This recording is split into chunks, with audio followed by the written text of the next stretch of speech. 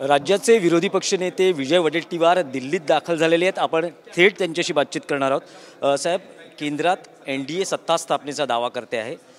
काँग्रेसमध्येही घडामोडी घडता आहेत। काँग्रेसचा संसदीय दलाचा नेता निवडण्यासंदर्भात बैठका होत आहेत। राहुल गांधींनी विरोधी पक्षनेते पद घ्यावं, नेता व्हावं असं सर्वांनाच वाटतंय काँग्रेसमध्ये। तुमचं मत काय? आमचे राहुलजी सर्वोच्च नेते आहेत।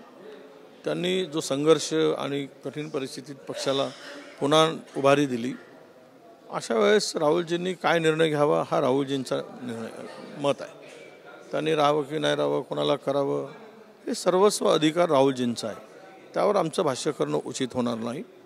महाराष्ट्रामध्ये, देशामध्ये जे परिवर्तनच्या जवळ आम्ही पोहोचलो आणि हे जुमलेबाज सरकारला दुसऱ्याचे टेकू घेऊन सरकार स्थापन करावं लागत आहे, याला सर्वात जबाबदार काय असेल तर राहुलजींची लोकप्रियता, त्यांचे कष्ट, त्यांची मेहनत।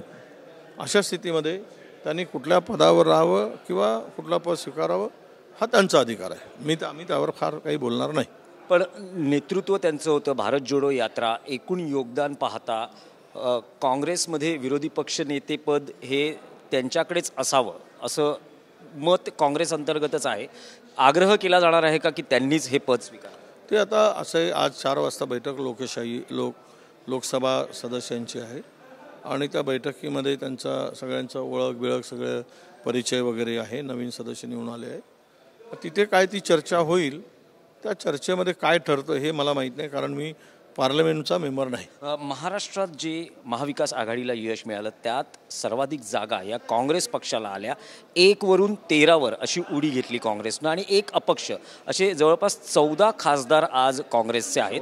त्याबद्दल मी काँग्रेसला मिळालेलं यश हे महाविकास आघाडीचं यश मानतो। राहुलजीच्या मेहनतीचं फळ आहे। उद्धवजी, शरद पवार साहेब हे संयुक्तरित्या काँग्रेस एकत्र आम्ही लढलो, एकत्र पुढे गेलो आणि आमच्या कार्यकर्त्यांमध्ये उत्तम समन्वय होता। सरकारच्या विरुद्ध चीड होती, संविधान वाचवण्याची लोकांमध्ये जिद्द होती, या देशातील लोकशाही टिकवण्याची त्यांच्यामध्ये एक शक्ती होती आणि म्हणून या सगळ्यांचा परिपाक ज्या त्या नेत्यांनी विदर्भातील, मराठवाड्यातील असो, महाराष्ट्रातील काँग्रेसच्या नेत्याने आपापल्या गडामध्ये कसून मेहनत केली, कार्यकर्ते कसून काम केलेत आणि त्यातून संयुक्त हे फळ आहे। या विजयाचं खरे श्रेय जनतेकडे जातं, कार्यकर्त्यांच्याकडे जातं आणि काँग्रेसचे असेल किंवा महाविकास आघाडीचे नेते यांनाही आमच्या शुभेच्छा आहेत। त्यांच्या सगळ्यांचं हे सगळ्यातून हा आम्हाला मिळालेला विजय आहे। विधानसभा निवडणुकीसाठी महाविकास आघाडी ही इंटॅक्ट राहील की आता मोठा भावाच्या भूमिकेत काँग्रेस? आम्हाला कोणी मोठा नाही छोटा नाही। या जुमलेबाज टक्केवारी सरकारला, टेंडरबाज सरकारला सत्तेतून बाहेर काढणं हाच आमचा उद्देश आहे। त्यामुळे आम्ही कोणाला मोठे म्हणत नाही, कोणाला छोटे म्हणत नाही।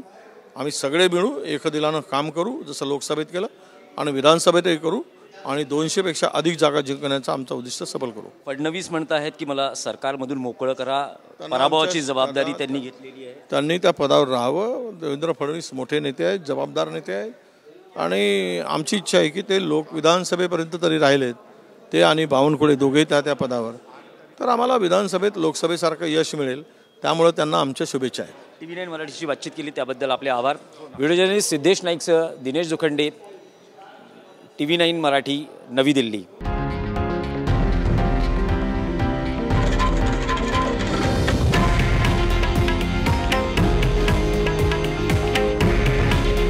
हे आहे देशातील नंबर 1 न्यूज नेटवर्क आणि आपण पाहत आहात TV9 मराठी। काळजी तुमची, हित महाराष्ट्राचं।